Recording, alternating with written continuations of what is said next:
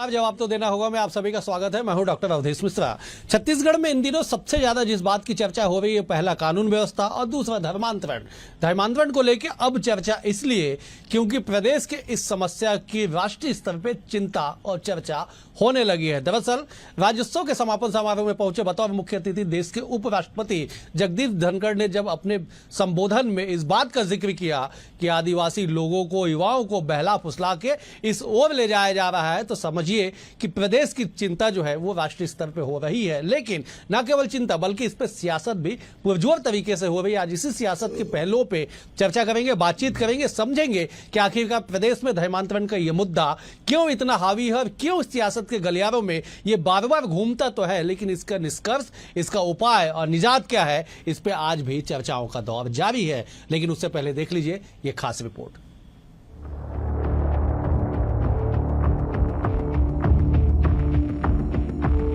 ऐसे दुष्प्रयत्नों में विशेषकर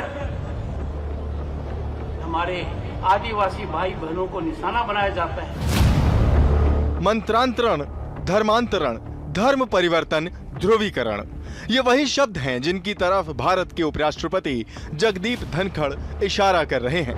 उपराष्ट्रपति की ये चिंता 3 दिनों तक चले छत्तीसगढ़ राज्योत्सव के समापन कार्यक्रम के दौरान जाहिर हुई।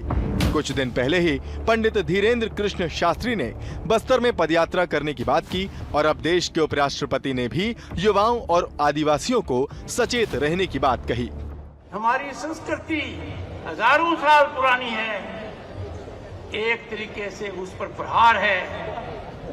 आस्था परिवर्तन का घिनौना और घृणित क्रिया संपन्न हो रहा है और ये एक मायने में हमें सजग रहने की आवश्यकता है।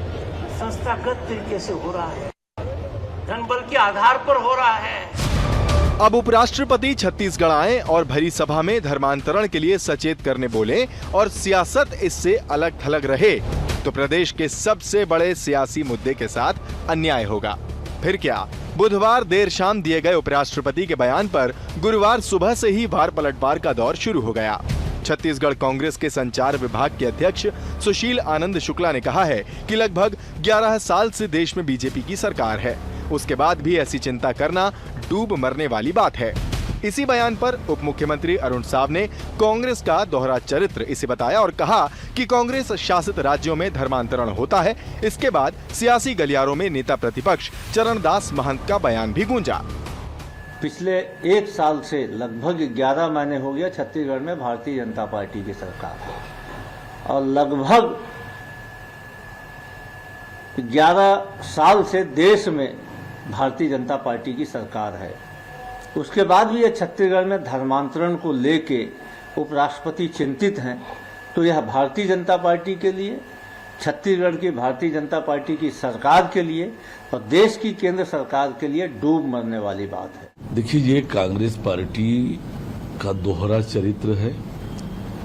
एक तरफ उनके शासित राज्यों में सरकार के संरक्षण में धर्मांतरण होता है। अगर कोई व्यक्ति देश के संविधान के अनुसार कुछ पूजा करने जाता है, कहीं मंदिर जाता है, मस्जिद जाता है, गुरुद्वारे जाता है, तो आप उसको धर्मांतरण का नाम लेके कांग्रेस को बदनाम करना चाहते हैं, ये बिल्कुल भी उचित नहीं। कुल मिलाकर देखा जाए तो प्रदेश की राजनीति का अहम हिस्सा अब राष्ट्रीय चिंता बन गई है। एक तरफ उपराष्ट्रपति का संबोधन चर्चा में है, दूसरी तरफ बीजेपी कांग्रेस की सियासी लड़ाई जारी है। लेकिन इन सब के बीच ये कोई नहीं समझ पा रहा है कि पूरे मसले की कमजोर कड़ी आखिर क्या है। अब जब धर्म परिवर्तन की नब्ज नहीं पकड़ी जाएगी, तब तक तो ध्रुवीकरण का मुद्दा सियासी सुर्खियों में रहेगा ही, और सियासत इस बात को लेकर भी कि कड़े नियमों के साथ धर्मांतरण के खिलाफ वाला बिल कहां है। Bureau report, BSTV Chhattisgarh. देखा कि किस तरह से इस मसले पे सियासत जो है वो थमने का नाम नहीं ले रही है। आज इसी विषय पे चर्चा करेंगे। 3 बेहद खास और वरिष्ठ मेहमान हमारे साथ जुड़े। मेहमानों का तारुफ सबसे पहले आपसे करा देता हूं। बीजेपी की ओर से शिवचंद्र सुंदरानी जी हैं, वरिष्ठ नेता हैं, विधायक रह चुके हैं। सुंदरानी जी, आपका बहुत स्वागत है। कांग्रेस की ओर से धनंजय सिंह ठाकुर जी है, वरिष्ठ नेता है, वरिष्ठ प्रवक्ता है। धनंजय जी, आपका भी स्वागत है। बतौर राजनीतिक विश्लेषक, सूबे की सियासत को करीब से समझने वाले अनिरुद्ध दुबे भी हमारे साथ है। अनिरुद्ध जी, आपका भी बहुत स्वागत है। अनिरुद्ध जी, आज पहला सवाल मैं आपसे लेता हूं। धर्मांतरण, मतांतरण और छत्तीसगढ़ की शांत फिजा, नया शब्द नहीं है छत्तीसगढ़ में, लेकिन चर्चा जारी है अनवरत। देश के उपराष्ट्रपति अगर राज्योत्सव के समापन अवसर पे इस बात की चिंता जाहिर कर दे मंच से, तो समझा जा सकता है कि मामला कितना गंभीर है। अनिरुद्ध जी, देखिए अवधेश जी, उपराष्ट्रपति जो है संवैधानिक पद होता है। जो संवैधानिक पद पर बैठे उपराष्ट्रपति जगदीप धनखड़ जी राज्योत्सव के दौरान अगर कहीं धर्मांतरण को लेकर चिंता जताएं, तो ये माना जा रहा है, प्रत्यक्ष रूप से माने या अप्रत्यक्ष रूप से, कि ये एक राष्ट्रीय समस्या बन चुका है। बात छत्तीसगढ़ की, क्योंकि उन्होंने छत्तीसगढ़ की राजधानी रायपुर में चिंता जताई, और छत्तीसगढ़ में ये जो है धर्मांतरण वाला मुद्दा कोई आज का नहीं है अवधेश जी, बरसों पुराना 70 की भी बात कर रहा हूं मैं, जहां तक कि देश आजाद नहीं हुआ होगा तब का मुद्दा है, ये चले आ रहा है। लेकिन लोगों ने तब जाना कि जब 1988 में अर्जुन सिंह जी खरसिया से उपचुनाव लड़ रहे थे, तब दिलीप सिंह जूदेव जी को, उस समय भारतीय जनता पार्टी को बने ज्यादा समय नहीं हुए थे, उन्होंने जूदेव जी को अपना प्रत्याशी बनाया। और जूदेव जी की पहचान इस रूप में सामने आई कि जो धर्मांतरण की जो समस्या है, 1988 की बात कर रहा हूं, तो धर्मांतरण पे जो है ऑपरेशन घर वापसी चलाने में दिलीप सिंह जूदेव जी की बहुत बड़ी भूमिका रही, और वही उनका टिकट का आधार बना, और वो चुनाव आज भी लोग याद करते हैं और आगे भी याद करते रहेंगे। और अर्जुन सिंह जी को जीवन का सबसे बड़ा संकट वाला वो चुनाव था। खैर, जहां तक के अवधेश जी बात है, तो उस समय से जो चली आ रही है, और देखिए धर्मांतरण, मैं आखिरी लाइन ये बोलूंगा कि धर्मांतरण जो है 3 स्थितियों में हो रहा है। एक स्वयं होकर, तो मैं समझता हूं कि अगर कोई स्वयं होकर कोई दूसरा धर्म अपनाए तो उसमें कहीं कोई आपत्ति वाली बात नहीं हो सकती। दूसरा ब्रेन वॉश, निश्चित रूप से आपत्तिजनक है। तीसरा दबाव पूर्वक, बेहद आपत्तिजनक है। बिल्कुल सही। सुंदरानी जी, सियासत कब तक होगी और क्यों बार बार इस सवाल को उठाया जाए कि कहां है धर्मांतरण के खिलाफ लाया जाने वाला कठोर नियमों के तहत बिल, कहां है? जरा जवाब दीजिए। निश्चित रूप से छत्तीसगढ़ की स्थिति भयावह है, और जब देश के उपराष्ट्रपति अगर इस पे चिंता व्यक्त कर रहे हैं, तो निश्चित रूप से उसकी गंभीरता को भी हमको समझ में आता है।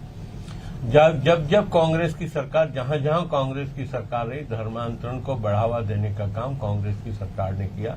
हमने भूपेश बघेल जी की सरकार में देखा, रायपुर का ही उदाहरण मैं दूंगा, पुरानी बस्ती थाने का उदाहरण दूंगा, जहां पे धर्मांतरण कराने के आरोप में कुछ लोग गिरफ्तार भी हुए थे, और हमारे लोगों ने विरोध किया। उल्टा हमारे लोगों को मार खानी पड़ी, लेकिन धर्मांतरण के खिलाफ रिपोर्ट लिखने के लिए पुलिस तैयार नहीं होती।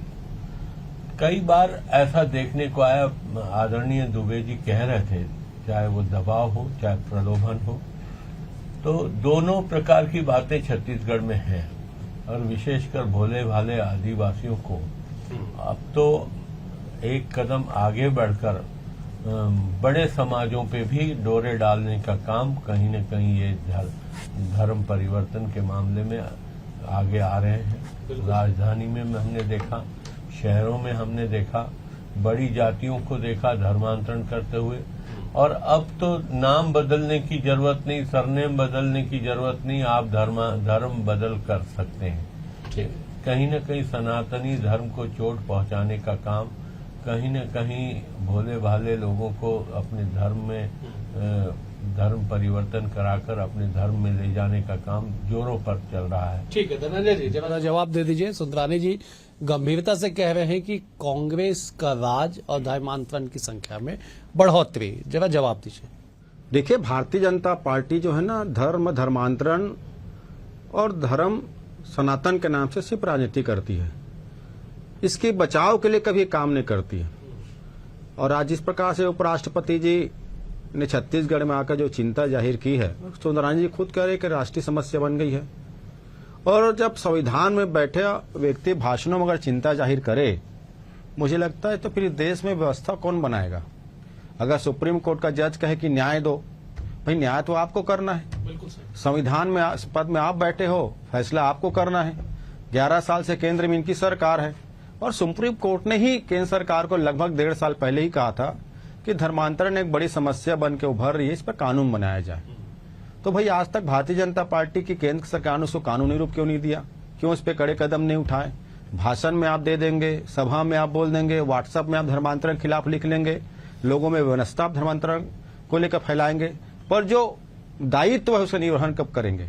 आज तो मुझे बड़ा अचरज लगा कि उपराष्ट्रपति जी भी इस पे चिंता जाहिर कर रहे हैं और 11 महीने से इनकी सरकार है राज्य में, और इस 11 महीने में कई जगह धर्मांतरण कराने की वीडियो सामने आया है। कितने जगह सरकार ने उसको रोकने का काम किया है, कितने जगह कार्रवाई करने का काम किया है, क्योंकि भारतीय जनता पार्टी की केंद्र सरकार के संरक्षण में ही देश भर में धर्मांतरण चल रहा है। अगर वाकई में इनको धर्मांतरण को लेकर चिंता होती तो वो अभी तक इन्होंने कानून क्यों नहीं बनाया। और राष्ट्रपति जी भी, उपराष्ट्रपति भी चिंतित है। सिर्फ भाषण देने से या आरोप लगा देने से आपका दायित्व खत्म नहीं होता है। चलिए मैं जरा अनिरुद्ध जी का रुख कर। अनिरुद्ध जी, सियासत में आरोप प्रत्यारोप तो साहब चलते रहेंगे और सालों साल से चलते आ रहे हैं। सवाल यह है कि जो समाज इसकी जद में, इसकी आग में झुलस रहा है, उस समाज के लोगों की क्या चिंता। वर्ग भेद, वर्ग संघर्ष तक हमने छत्तीसगढ़ में देखा है। हमने देखा कि कानून के रखवाले पुलिस कप्तान का सर फोड़ दिया गया, लाशों को दफनाने नहीं दिया जाता है।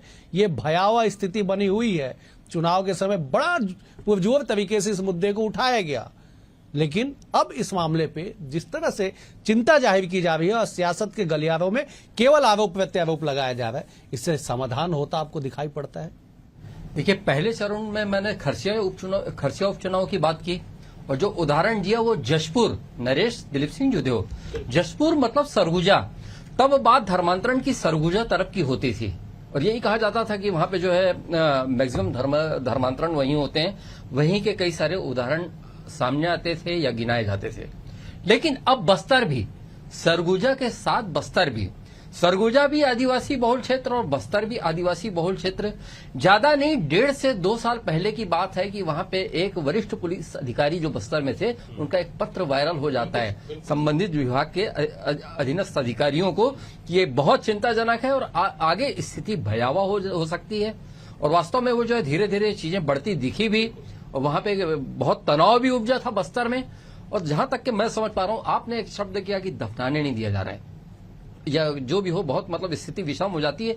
ये जो उदाहरण बस्तर की तरफ से लगातार सामने आ रहे हैं। और दूसरी बात ये भी मैं अवधेश जी कहूं कि अभी 2023 का जो विधानसभा चुनाव था तो उसमें बस्तर में प्रधानमंत्री आवास के साथ साथ धर्मांतरण जो है दूसरा बहुत बड़ा मुद्दा बना। तो सवाल ये किसी राजनीतिक पार्टी का नहीं है, भाजपा कांग्रेस का नहीं है, ये सारे लोगों के लिए सोचनीय विषय है कि धर्मांतरण जो है कम से कम छत्तीसगढ़ में रुकना चाहिए, यदि वो दबाव पूर्वक होता है या फिर जो है ब्रेन वॉश करके होता है। ठीक है, सुंदरानी जी, आप बड़े वरिष्ठ नेता हैं, 2-3 बातें बार बार धर्मांतरण के विषय पे निकल के आती है कि साहब प्रलोभन दे के, प्रलोभन 2-3 चीज का फौरी तौर पे दिया जाता है जो हमारे आपकी जानकारी में है। एक स्वास्थ्य को लेके प्रलोभन, एक शिक्षा को लेके प्रलोभन, एक धन को लेके प्रलोभन और कर्ज मुक्ति को लेके प्रलोभन। अगर स्वास्थ्य सुविधा से प्रलोभित होके लोग धर्म तक बदल ले रहे हैं तो सरकारों की जिम्मेदारियां क्या है? शिक्षा को लेके लोग धर्म तक बदल ले रहे हैं तो सरकारें कहां है? लोग अगर कर्ज माफी को लेके अगर धर्म बदल ले रहे हैं तो कहां है सरकार की भूमिका? सुंदरानी जी, देखिए, सरकार की भूमिका निश्चित रूप से होगी। सरकार की भूमिका को नकार भी नहीं सकते। मैं छत्तीसगढ़ राज्य बनते ही 3 साल के लिए कांग्रेस की सरकार थी।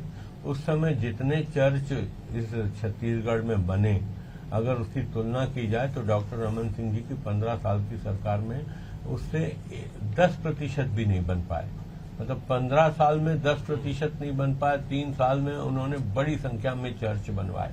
फिर 5 साल की अगर भूपेश बघेल जी की सरकार में जिस प्रकार से धर्मांतरण को बढ़ावा दिया गया, चाहे वो सरगुजा क्षेत्र हो, चाहे मैं तो कहूंगा सिर्फ सरगुजा और बस्तर नहीं बल्कि मैदानी क्षेत्र, मध्य क्षेत्र में भी ऐसे उदाहरण, राजधानी रायपुर जैसे, बिलासपुर जैसे क्षेत्रों में भी धर्मांतरण करते हुए लोगों को देखा गया। लेकिन एक बात का मैं विश्वास दिलाना चाहूंगा आपके चैनल के माध्यम से, जो भी हमारे दर्शक देख रहे होंगे या छत्तीसगढ़ की जनता को, कि ये विष्णुदेव साय की सरकार है। वो सरगुजा से आते हैं, जशपुर से आते हैं, निश्चित रूप से उनको इसका दर्द है। और जिस चीज का दर्द होता है ना, स्वर्गीय दिलीप सिंह जुदेव जी से जुड़े हुए व्यक्ति हैं, घर वापसी का इन्होंने अभियान चलाया हुआ है, तो इस दर्द से वे वाकिफ हैं। और जो वाकिफ व्यक्ति होता है वही दर्द को व्यक्त करता है। आज अगर ये बात कहीं न कहीं आई है सामने, तो तो मान के चलिएगा कि आने वाले समय में बहुत बड़े परिणाम आपको देखने को मिलेंगे। धर्मांतरण को रोकने के लिए सरकार के कठोर कदम उठते हुए दिखेंगे। ठीक है धनंजय जी, सुंदरानी जी ने आश्वस्त कर दिया कि विष्णुदेव साय जी की सरकार है, जो उस दर्द को सबसे ज्यादा महसूस करते हैं। उनके राज में अब स्थिति आने वाले समय में नहीं होगी। बाबा बागेश्वर धाम के भी पीठाधीश आते हैं, देवेंद्र कृष्ण शास्त्री कहते हैं कि बस्तर में पदयात्रा निकालेंगे। उपराष्ट्रपति कहते हैं कि बस्तर के आदिवासियों को सजग रहना चाहिए, सतर्क रहना चाहिए। सियासतदान कहते हैं कि अब ऐसा नहीं होगा। कैसे काम चलेगा? आरोप घूम फिर के राजनीतिक गलियारों में ही लगते हैं। देखिए, मैं इस बात को कहने मुझे कोई गुरेज नहीं है, चाहे विष्णुदेव साय जी की सरकार हो या गुजरात में इनकी भारतीय जनता पार्टी की सरकार हो या मध्य प्रदेश में इनकी भारतीय जनता पार्टी की सरकार हो। इन सारे सरकारों के अधीन ही धर्मांतरण की प्रक्रिया चल रही है। आप गुजरात चले जाइए ना, गुजरात में आप देखेंगे हर साल 8 से 10 हजार लोग धर्म परिवर्तन के लिए सरकार को आवेदन देते हैं। क्यों देते हैं भाई आवेदन? वो मध्य प्रदेश में आप चले जाइए, लगातार धर्मांतरण की घटनाएं हो रही है। उत्तर प्रदेश में आप चले जाइए, धर्मांतरण की घटनाएं हो रही है। आप कांग्रेस पर आरोप लगाकर अपनी नाकामी पर पर्दा नहीं कर सकते। मैं तो कह रहा हूं ना, नरेंद्र मोदी जी में क्या साहस नहीं है कोई धर्मांतरण को रोकने के लिए कानून बनाए? माननीय न्यायालय ने चिंता जाहिर की है ना, आप राजनीति को छोड़ दीजिए। आज माननीय उपराष्ट्रपति महोदय चिंता जाहिर कर रहे हैं, तो किसके खिलाफ चिंता हो रही है? कहीं न कहीं केंद्र सरकार की रुचि नहीं है, क्योंकि जिस दिन धर्मांतरण को लेकर कड़े कानून बन जाएंगे, भारतीय जनता पार्टी की उस दिन राजनीति समाप्त हो जाएगी। मैं छत्तीसगढ़ की बात करता हूं। जिस प्रकार से रमन सरकार में लगातार दिलीप सिंह जूदेव जी घर वापसी अभियान चलाते थे ना, किसके सरकार में चलाते थे, किसके खिलाफ चलाते थे? जब तक वो जीवित रहे हैं तब तक धर्मांतरण के खिलाफ उन्होंने काम किया, घर वापसी करवाए। रमन सिंह जी तो मुख्यमंत्री थे, और सबसे ज्यादा एक दिन तो मैं एक रिकॉर्ड देख रहा था कि रमन सिंह जी के मुख्यमंत्री बनने के बाद, भाजपा की सरकार बनने के बाद बस्तर के लगभग 300 गांवों में चर्च का निर्माण हो। उसके सरकारी आंकड़े मैंने निकाला था, और मैं दिखा रहा हूँ, मैं दिखा रहा हूँ आपको। 2 मिनट मैं आंकड़े दिखा रहा हूँ आपको आंकड़े दिखा रहा हूँ मैं। आप 3 साल के सरकार की बात करो, 2000 से 2003 सुन नहीं पाएंगे, मैंने इसके नब्ज दबा दिया ना। मैं आपको आंकड़े अभी आंकड़े इसी चैनल में दिखाऊंगा। मैं आपकी भारतीय जनता पार्टी की तरफ फर्जी बात नहीं करता, मैं नरेंद्र मोदी की तरह झूठ नहीं बोलता, ना ही मैं लफाजी करता हूँ भाजपा की तरह। मैं बोल रहा हूँ, सुन लीजिए, अभी नहीं सुन पाएंगे ना, डिस्टर्ब करेंगे, सुन लीजिए, समझिए ना, क्योंकि आप में साहस नहीं छूने की। मैं आपके आंकड़े दूंगा, अभी इसी चैनल में दिखाऊंगा, मेरा चैलेंज भी। दूसरी बात, मैंने कहा ना, मोहन भागवत जी कहते हैं कि हम धर्मांतरण के खिलाफ काम करेंगे। नरेंद्र मोदी जी क्यों नहीं बोलते कानून बनाने के लिए? राष्ट्रपति उपराष्ट्रपति महोदय क्यों निर्देश नहीं देते केंद्र सरकार को? तो ये सिर्फ चिंता जाहिर करेंगे राजनीतिक रोटी सेकने के लिए। इसी छत्तीसगढ़ में अवधेश जी, रमन सिंह जी मुख्यमंत्री थे तो धर्मांतरण के जो पूर्व के कानून था उसमें संशोधन किए थे, और लोगों को धर्म परिवर्तन कराने के लिए आवेदन देने की बात कहते। तो क्या धर्मांतरण रोकेंगे? इनको तो चुनावी राजनीति में हिस्सा भाग लेना, ना तो ये किसी के साथ खड़े हो सकते हैं, किसी साथ होता है। ये लो, मैं आंकड़े आपको दिखा रहा हूँ, ये लो आंकड़े देखो, ये लो आंकड़े। ठीक है धनंजय जी, आप आंकड़े निकालिए। ठीक है, बात करते मुझे, ये लो आंकड़े, ये लो अखबार के नाम भी बता रहा हूँ, अखबार के नाम भी बता रहा हूँ, देख लो आंकड़े, देख लो। पढ़े लिखे व्यक्ति हो, अखबार का नाम बता रहा हूँ, पढ़े लिखे व्यक्ति हो, मैंने नहीं छापा है उसको, अखबार ने छापा है। आप दिखाइएगा आंकड़े, मैं 1 बजे अनिरुद्ध जी के पास जाता हूँ, तब तक आप आंकड़े को तैयार कर लीजिए, मैं आऊंगा। अनिरुद्ध जी, धर्म की स्वतंत्रता से संबंधित जो संवैधानिक अधिकार है, वो कहता है साहब कि अनुच्छेद 25 से लेकर 28 तक हमको अपने अपने धर्म के प्रचार करने, उसे मानने, उसे समझने की पूरी आजादी, स्वतंत्रता है। लेकिन कहीं पे भी अगर बलपूर्वक प्रलोभन के जरिए धर्मांतरण कराया जाएगा तो उसके खिलाफ कड़ी कार्रवाई की जाएगी। बड़ा दुर्भाग्य है, जिस विषय पे देश के उपराष्ट्रपति चिंता करते हैं, माननीय सुप्रीम कोर्ट इस पे चिंता जताती है, उसी देश में, उसी प्रदेश में कानून के दरवाजा खटखटाने वाले धर्मांतरण के खिलाफ संख्या अगर आप निकालेंगे तो बेहद ही निम्न स्तर पे, मतलब बेहद ही कम स्तर पे वो संख्या है। दूसरी बात उसी में आगे बता देता हूं, उनको सजा कितना हुआ अगर उस प्रतिशत में जाएंगे अनिरुद्ध जी, तो आप और हम चर्चा नहीं करेंगे उस पर। हम मान लेंगे कि धर्मांतरण नहीं हो रहा है, लेकिन चर्चाएं इतनी अधिक हो रही है कि हमको मानना पड़ेगा कि एक बड़ी समस्या है। कैसे काम चलेगा अनिरुद्ध जी? देखिए अवधेश जी, मैं पूर्व में भी इस विषय पे डिबेट पे बैठ चुका हूं, और एक जब देश आजाद नहीं हुआ था तब से चली आ रही है धर्मांतरण वाली बात। महात्मा गांधी के सत्य के प्रयोग, मैं किताब का उदाहरण देता था, लेकिन आज थोड़ा सा एक लाइन और जोड़ देता हूं। गांधी जी ने भी लिखा है कि मतलब बस्ती एरिया में वहां पे कोई सूट बूट वाला आदमी आता था जो मुझे बहुत खटकता था। ये लाइन मैं नहीं कहा करता था, आज मैं कह रहा हूं। और उस समय से चली आ रही है और केंद्र में न जाने कितनी पार्टियों की सरकार बैठी है ना, भाजपा कांग्रेस तो है ही है, फिर जनता पार्टी, जनता दल वगैरह वगैरह जो भी है, क्यों इसका निराकरण नहीं हो पाया? मैं पहले भी जब पहले चरण में भी आपने पूछा था तो मैं बोला कांग्रेस और भाजपा की बात नहीं कर रहा हूं मैं, इसका निराकरण नहीं हो पाया। और दूसरी बात यह कि आपने कहा कि एक स्वास्थ्य के नाम पे धर्मांतरण, एक जो आपने एक लाइन कही है, मैं एक चीज देखा, चाहे वो कांग्रेस हो चाहे भारतीय जनता पार्टी की सरकार, दोनों की इस प्रदेश में सरकार रही, और नीचे वालों के मतलब निचले क्रम के लोगों के हित में कितने ही निर्णय हुए, कितने ही डिसीजन हुए, और मैक्सिमम लाभ मिलता भी है उनको, वहां तक पहुंचता भी है। फिर ये धर्मांतरण वाली स्थिति क्यों? और जहां तक एक चीज है कि मैदानी इलाकों की आपने बात की, जब सरगुजा से हटके और आप बस्तर से हटकर मैदानी इलाकों वाली बात की, जिसमें राजधानी रायपुर भी शामिल है, तो मतलब स्लम एरिया ही टारगेट क्यों किया जाता है, जबकि लाभ तो वहीं के लिए है सरकारों का। तो ये बहुत अंदर तक के बहुत सूक्ष्म तरीके से इसको देखने और सोचने की जरूरत है, उसके बाद फिर कदम उठाने की जरूरत है। चलिए मैं धनंजय जी का रुख करता हूं। धनंजय जी, आप वो आंकड़े बता दीजिएगा जिस पे सुंदरानी जी चिंता जाहिर कर रहे थे, फिर मैं सुंदरानी जी से जवाब ले लूंगा। धनंजय जी, आंकड़े के साथ अब बता दीजिए, आप पढ़ दीजिए एक बार, दिखाइए मत, पढ़ दीजिए एक बार। तकनीकी तौर पे आप दिखाएंगे तो समझ नहीं आएगा, आप पढ़ दीजिए फौरी तौर पे क्या लिखा, फिर सुंदरानी जी से जवाब लूंगा। प्रतिष्ठित न्यूज चैनल है, मैं उसका अगर नाम बोले तो इजाजत दे, नाम भी कर दूंगा। उसके रिपोर्ट है कि राज्य निर्माण के बाद 2003 के बाद बस्तर के 254 गांव में चर्च का निर्माण हुआ है। 2018 के पहले उनका सर्वे रिपोर्ट था, उनके सारी डिटेल्स थे, और कितने लोगों ने धर्म परिवर्तन किया उसकी भी आंकड़े उसके पास में। फर्जी तो आपकी सरकार है, फर्जी तो आपकी सरकार है, फर्जी तो भारतीय जनता पार्टी है, फर्जी तो आरएसएस है। सुंदरानी जी, कानून नहीं बना पा रहे, इसलिए नरेंद्र मोदी जी कानून नहीं बना रहे हैं, क्योंकि फर्जी आपकी रणनीति है। ठीक है धनंजय जी, आप कंप्लीट कर लीजिए। सुंदरानी जी, मैं आ रहा हूं, मैं सीधे आप ही के पास आऊंगा जी। निकाल लीजिएगा, ये भी पढ़े लिखे व्यक्ति हैं, आप भी हैं, गूगल में निकालिएगा। पूरे आंकड़े सही था कि रमन सिंह की सरकार के दौरान 2003 के बाद 254 गांव बना है। ठीक है धनंजय जी, ज्यादा वहाँ पे ठीक, धर्म परिवर्तन हुआ। ठीक है, मैं उसी दौरान दिलीप आप जी आप ही के आंकड़े चढ़ाते थे, मैं आप ही के आंकड़े पे मैं जवाब ले लेता। सुंदरानी जी, धनंजय जी ने गंभीरता से अखबार या चैनल को कोट करते हुए कह दिया बिना नाम लिए कि 2003 से लेकर 18 के बीच में बस्तर में सर्वाधिक 254 गांव में चर्च का निर्माण हुआ, सर्वाधिक धर्मांतरण हुआ। ये आंकड़े धनंजय जी के, अब आप जवाब दीजिए। जी, मैंने पहले ही कहा कि 3 साल में जितने चर्च बने थे छत्तीसगढ़ राज्य बनने के बाद, उससे 10% भी 15 साल में चर्च नहीं बने।